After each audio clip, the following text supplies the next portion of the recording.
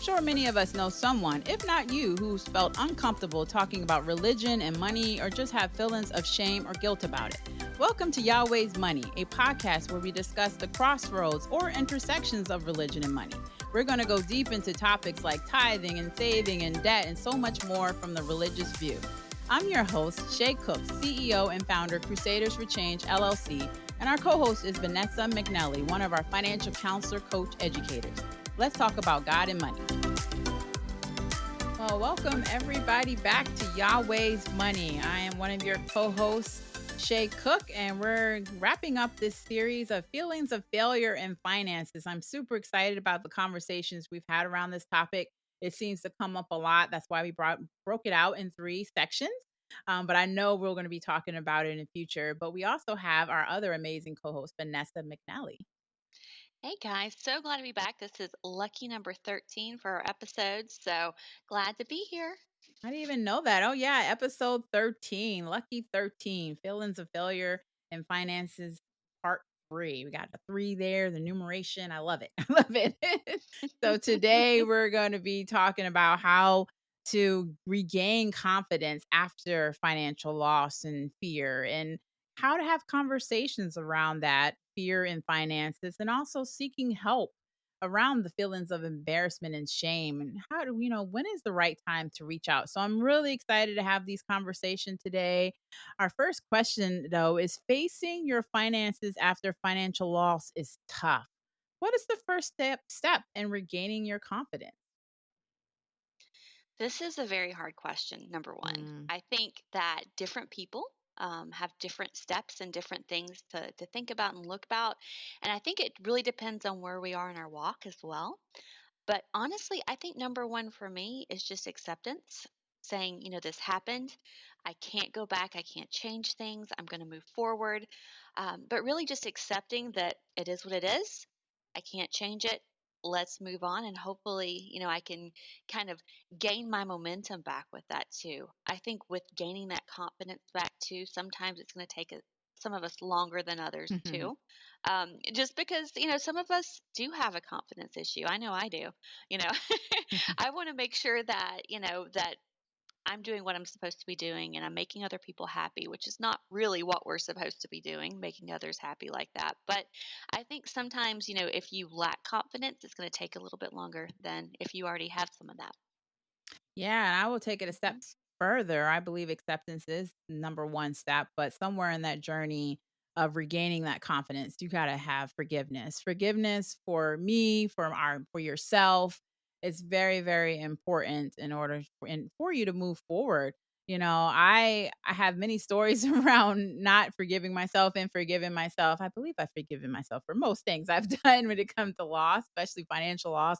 But just feeling embarrassed when we were living in Turkey and Germany, and we had to get that loaner furniture, and people coming over that were higher ranks or just had more money, and they had all this beautiful house of furniture, and here they're coming over with my loaner furniture with a comforter thrown over the chair to make it look more appeasing, or just so they wouldn't make fun of me. I guess in my own head I felt a certain way about that, and just many different, even in Turkey, I didn't work for 7 months because I was working on my master's, and my daughter was about to start school. So I figured I'd spend more time with her before she went to kindergarten. And it worked for our family. But I had a lot of people in our circle, or a few people, women that were, had husbands that were higher ranking or higher GS ratings. And they just had more. Their houses were beautiful and had all this beautiful furniture from Belgium and all these different places around the world, and leather and all. And we didn't have all that. And, I just felt a certain way. And I was so embarrassed about that. But I remember my mom telling me early on in marriage that, it takes time to build up your house, to build up, you just so you can feel comfortable in that. And, even though some people use debt these days to to get everything they Mhm. need at once, and then they're in a whole load of debt. But just forgiving myself that it was okay. We were young, we didn't have the money. It was okay to have this loaner furniture, to have the cheap furniture, or whatever that looks like. That was one of many things in the financial realm that I had to forgive myself. And so it is what it is. But I learned as I got older. Gosh, I remember those days too of all the loaner furniture. And you do, especially when you're overseas like that and you see all these amazing pieces and people who've Mhm. been there. I think we all kind of had that envy. We Yeah. wanted we wanted all those beautiful pieces. That eventually one day we probably would get one or two Mhm. if we saved appropriately. But yeah, it's so hard when you go into that situation and you're like, oh my gosh, I am not enough. And I think that's what it comes down to Mm. is you feel like you are not enough to fit into that world. Exactly. Yeah. Exactly. Hmm. And Hebrews 10:35 says, "So do not throw away your confidence. It will be richly rewarded." And in Ephesians 3:12 it says, "In him and through faith in him, we may approach God with freedom and confidence." So really having that relationship God with God as well. I know as we were going through those times in Germany and Turkey and we were younger, a married couple, young child, not having the money to buy all the beautiful shrunks and curio cabinets and big tables and leather chairs and all that. We did end up getting our Italian leather eventually, but while we were in Germany. But just not having all of that, I was building my relationship with God as well. And he was showing me what was important. It wasn't about the Right. materialistic things.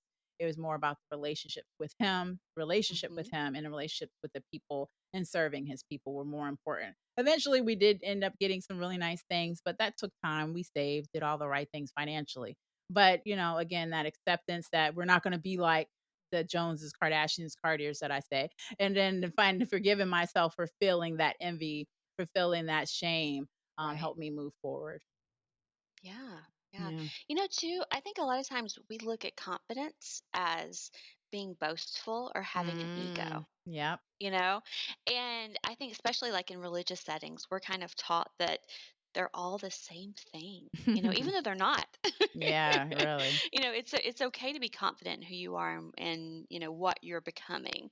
But I think a lot of times I know growing up Baptist, you did not, show flashy things. Mhm. You didn't have a nice purse, you didn't have a big ring. Because if you had those, especially if you were a pastor, a pastor's wife, and Mm. you had those things, where was that money coming from? There was Exactly. always that talk. Uh, but yeah, but I think we have to be able to separate those things and say just because, I have confidence or I'm confident in what I'm doing does not mean that I'm boastful or have an ego or have pride in a Mhm. negative fashion. Exactly. So, That's a good point. That pride and ego can get you in trouble. So sure I've can. had some very deep conversations with my ego and my Hmm. spirit because there's always that challenge or they're always going at each other. And I know the spirit is where I Yeah. want to be, but I'm also human. So there's obviously a real ego that takes me, I would say, some good places, but the spirit is where I want to be in mostly. But I have an Yeah. ego and I sometimes have to say, sit down, ego. I don't have time for that. And I'll tell people, and I'm like, my ego, and they're like, what? Yeah, my ego did that. Okay, so then it's okay. I have a big ego, and I have to tame that thing sometimes, a lot of times. So, what can we do to change the conversations of fear in finances? I know we've talked about before making it sexy to talk about it and talk about it more and more and more and shine a light or just, and on that Yeah. shame, on that doubt, on that fear, and how it's an okay part of life, of the marathon, of the journey, of the process, whatever you want to call that. We need to make it sexy and talk about it often. But what do you think, Vanessa? Yeah, I think that's so true. And I think, there's so many things in life we're told to not talk about and to kind of hide away, Mhm, and, definitely finances, that's one, sex is another. mhm, But, these are things that, if we don't talk about them and we don't learn through them mhm, and kind of figure out what works and what doesn't work, then, we're walking around clueless and we're like, okay, am I doing the right things? Is it mm. making sense? What's happening? Because you have nothing to compare it to. Yeah. So if you're able to kind of open up and talk about it and say, this is what happened to me. This is what I did wrong. This is why this happened this way. Mhm. I think not only does it help us, but it also helps the people who are below us and younger than us, and they can learn from our mistakes and hopefully won't make as many themselves. So I think, yeah, just opening up, having conversations, talking about it, and just saying, "Yep, I did that. That was me."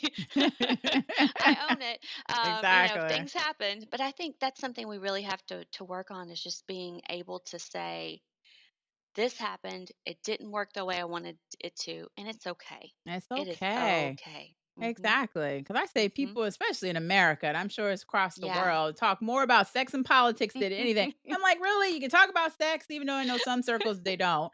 But you on TV and stuff, so much sex, so much sex, so much sex, so much politics. Like, why are we not talking about real life stuff? Like, I mean, obviously, sex and politics are real life, Yeah. but money. And according to Mhm. Turbo Real Money Talk survey, it showed that more than 51% of respondents do not talk about their finances with either their friends or family. And I Right. mean, we could even go even deeper, especially in American, unfortunately, history that it was used to oppress certain groups of people, Mhm. not talking Mhm. about money. But now that we've moved out of that and we've got internet and we've got all these ways of communicating, we need to have these conversations with, like you said, the younger generation so they don't make the same mistake. But also say, if you make a mistake, hey, I made a mistake. I've had bad credit. I've had student loans. I've Mhm. had a forbearance. I've had this. I've had a repossession. I've had whatever. I had to Right. go get a payday loan, whatever that looks like for you. But now I've learned from that and Mhm. I move from forward. So making that really, I don't know other way to say to make it sexy, but we really need to talk about money. Make it sexy. Yeah, Yeah. and we do. We need to talk, talk, talk. And I think Talk, that's talk, talk. something that we have seen in the last few years is people Hmm. are starting to open up and talk about Yeah, money more, they are. which is such a blessing. I mean, you and I have jobs because of that. So Yeah, that's a good thing. exactly. And we're able to make a living with this. But, Hmm. I think it's just that whole thing of making it not taboo, talking about it, owning what has happened to us in the past, our successes and our failures, both, Hmm. having those conversations. I am so thankful for my grandparents, and I talk about them all the time. My grandfather taught me the envelope system when I was 4 years Mm, old. Four beautiful. years old, and he had those conversations about needs versus wants and tithing and, how to give when you don't have money to give. Hmm. So I think when you have somebody in your life that can have those conversations, talk about it, own their position, tell you what works, what doesn't work for, work for them anyway. Hmm. It changes everything about how you handle your money. Hmm. And I grew up totally different on the whole Yeah, other yeah. different side of the spectrum where it was a lot of debt, zero Mhm. negative savings, Mhm. just debt, debt, debt, credit cards, buy Right. everything is when you can, because we don't know if tomorrow's going to be promised, which is true, but Mhm. also sad, Mhm. so there was no savings. And so I Yeah. always said I did the opposite. So that helped me. So, but Yep. money has really become a symbol of status and power and moral character Mhm. that in itself could be intimidating and cause sensitivity when talking about our personal finances.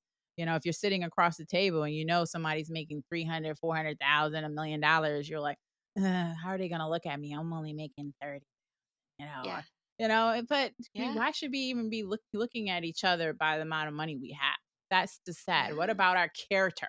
What about we're just a good person? I don't care if I make $10 an hour, $50 an hour. I'm a good person, Mhm. okay? Mhm. But people don't in America. I mean, I only can speak because this is my country. That we don't look at each other like that. Right. Somebody has more money, they're supposed to be better. That's not necessarily true. I think I'm just gonna quote this from Yeah.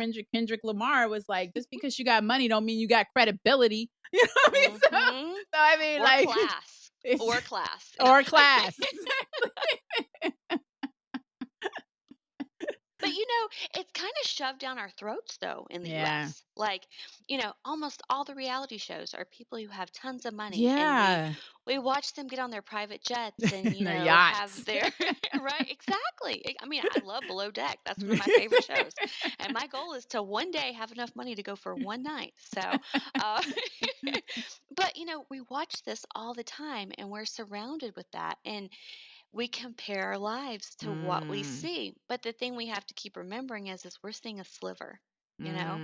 Mhm. We're seeing a sliver that is edited and put on display in this beautiful format. Most of it there is a script to, that even though it's reality. And we see this timestamp, this tiny moment in time, and we don't see the struggles behind, or Mm. what they're dealing with because of other relationships, or what the money has done to their relationships Mhm. as well. But I think as long as we can have these open conversations and dialogue and realize that that's the 1% and the rest of us, are kind of out here, gosh, maybe we can start a new reality show called like Middle Class America. I don't know. Amen. Uh, We are the majority. I mean, to normalize that, to yeah. normalize that. And when you're saying like sitting across talking with somebody or having dinner, I know a lot of times, if I'm going out with somebody and I know they're going to buy my dinner, I consciously don't order what I normally would order Mm, because I don't want it to cost them as much as I yeah. would spend. Or I know some people think the opposite way. Well, I'm I was not about to paying, so I'm going to say. get I whatever. was Uh, but Mm. we do. We compare and we think about and the cars that we drive and the handbags we carry. Everything is a judgment. Some are Everything. positive, some are negative, but everything is a judgment. And I think when we can kind of let go of that and say, I'm really happy that they have this really nice purse. Good for them. They're doing something wonderful.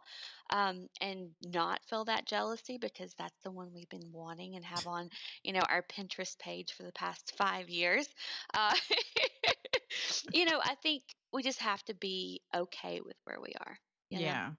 Hmm. And don't attach irresponsibility. I know I do sometimes when I see Yeah. certain family members that I know they ain't no chance in, excuse my language, Hmm. hell that they can afford Hmm. that. And I'm like, oh, obviously they put that on credit or whatever. And it's like, Right. but you're living so Yeah. irresponsible because just the other Right. week you were asking me for money for food or Right. whatever. So like, get your life Yeah. together, But I'm trying not Yeah. to be irresponsible because or be rude because or judgy because I am a financial counselor. But obviously they're Hmm. my family, so I have Hmm. a different intention or expectation when it comes to them. But it's just yeah, I mean, I'm gonna go Yeah. on another tangent there, but it just, I but then I may be causing shame. Hmm. So I Hmm. have to put Yeah. myself in check Right. about how I, engage with family and Hmm. friends or your clients because I don't want them to feel like "Ugh, I can't Yeah. share or get help from Shay or whatever, whatever, because Hmm. they're gonna feel shame. So we also have to check ourselves We do. and We how we're do. because we're talking about everybody Hmm. outside, the outside stuff, but what about internally? What's going Yeah. on? That's so true. Because we hear lots of things that Yeah. we kind of keep to ourselves. Mhm. But it's one of those things when somebody tells you I have $5,000 in debt versus $500,000 in debt. Mm. Being able to kind of keep that face, in a blank setting and not be like, oh my gosh, that's a lot of debt, Yeah. or having the conversations with somebody who just spent $80,000 on a car and they Mm. can't afford their rent. We Mm. have those conversations and it's so hard to kind of sit back and say, okay, it is what it is. We're going to move forward. But there are times we don't make the best decisions too. And we do Exactly. this for a job. Exactly.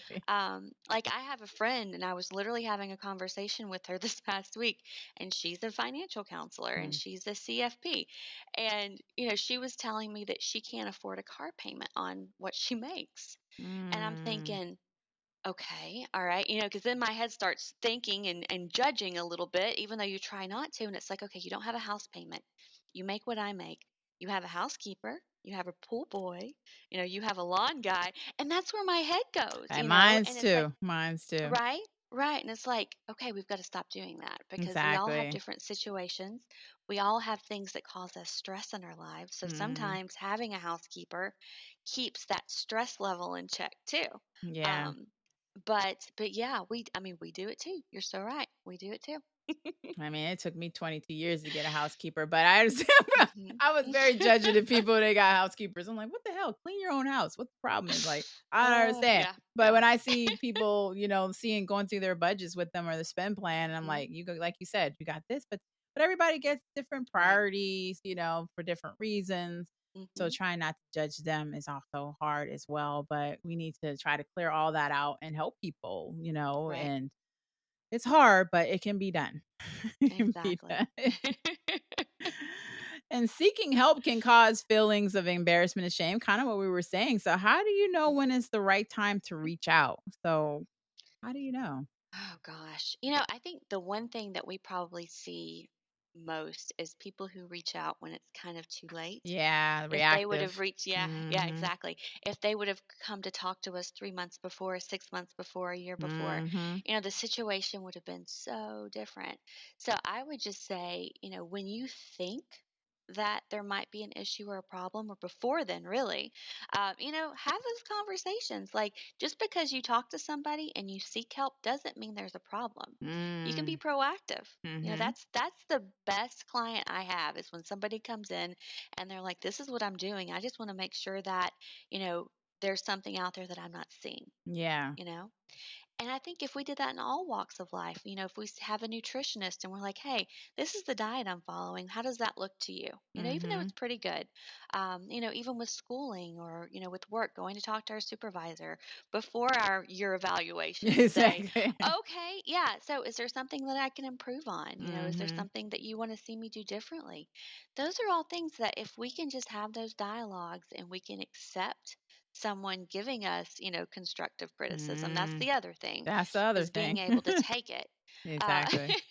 But yeah, reaching out, having those conversations, and just making it part of life.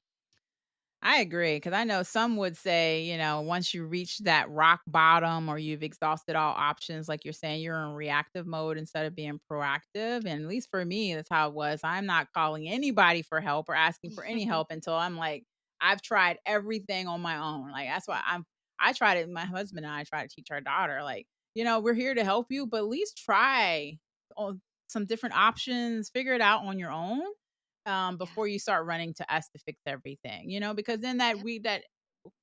that makes us enable you or we're enabling you now, Safety right? net. Yeah, the Exactly. safety net. Hmm. And I don't want anyone to enable me, even though I've enabled others. So, but you learn best through challenges and have others, and how others and them and how, Yeah. from the beginning, usually, how they've helped or move forward. Just helping with them move forward without enabling them is hard as well, is what I'm trying to say. But, Yeah. yeah. Hmm. Well, there's so many times, I think, some of us are fixers and we want to fix things Yeah. for everybody. Yeah, exactly. So we want to make those problems go away because, number one, you feel like you're helping someone, which is a good thing. Mhm. You're making them not have to worry about it. But if they've not learned anything from that situation because you fixed it, the Mhm. problem's just going to keep happening. It's just gonna keep happening. That's what I was trying Yeah. to say. If you're there at the very beginning helping them and then you help them fix the problems per Yeah. se, and then okay, it's gonna happen again. So eventually they're gonna have to figure it out on their own. So or hopefully they do. And it's also important that we help each other in our burdens, but again, like I said, not enable them. I mean, in Galatians 6:2, it says, carry each other's burdens, and this way you will fulfill the law of Christ. But I don't think he mean, I to me it's a balance, Vanessa. I know because Right. my Yeah. family's like, we're here to help you carry your burdens. Like, yeah, but I don't want you to carry everything because you got your own burden, right? Mm-hmm. So just Mm-hmm. trying to find that appropriate time for them to help carry my burdens. I know it's in the word, but for me, it's a balance. Right. Yeah, and I totally agree with you. And I think we have to learn where that line is, Mm-hmm. because some of us are not good at it because we want to just automatically go in and go into superhero mode. Yeah, But exactly. we've got to find that balance. I think you're so right with that. And I think, as you and I are both Christians, and Mm-hmm. I think that's something we're taught, is to help others and to make things better for other people, because that's going to bring us joy and joy to them as well. Exactly. Hmm. Exactly. And yeah, to me, I'm still struggling even at 43 or however I am, trying to figure out the burdens that 29. You're 29, Shay. no, I'm fine with being 43, almost 44. But yeah, finding that balance of when to ask for help is hard. So I can relate, and First Corinthians 12:21, it says, the eye cannot say to the hand, I do not need you, and the head cannot say to the feet, I do not need you. So the body has to work in concert, has to work together and for it to move forward. And us as Christians or whatever religious background you're in or that you follow, we need people. You can't do life alone. That's what I know Right, one of my right, pastors used to say. You can't do life alone. We need help, and it's okay to ask for help and to reach out, especially you need help with money. I'm not saying ask for money, but ask how can I do better with my money, But sometimes you have right. to ask for money, you know? Exactly. Yeah. Yeah. Yeah, because you have to get out of that hole. Mhm. Mhm. Mhm. And we've all been there. And I know I've suffered and sacrificed. So if I didn't have money, I would eat Eggo waffles and, and what was ramen for weeks on end Yeah. when we were in Germany, just so I wouldn't have to ask for help. But eventually it's like, okay, we can't continue this lifestyle.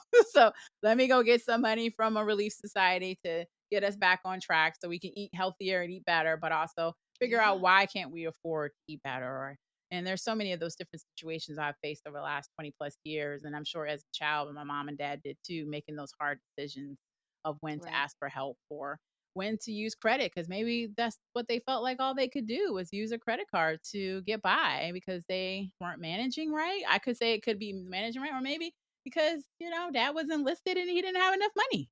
And he had 3 kids and a wife, and they were in expensive Alaska. So who knows? I can Right. be judgy and say, y'all could have managed your money better, but it could have been a simple, I Shay, we didn't have enough money. I don't think I've ever had that conversation with my father. I think I might go do that today, this weekend. Say, Dad, why were Yeah. you guys really struggling? Mhm. Mhm. Yeah. Yeah, I mean, I know that when I was a small child, we were on food stamps, Mm-hmm. and that was something I literally didn't know until maybe 6 months ago, Oh, wow. which is crazy.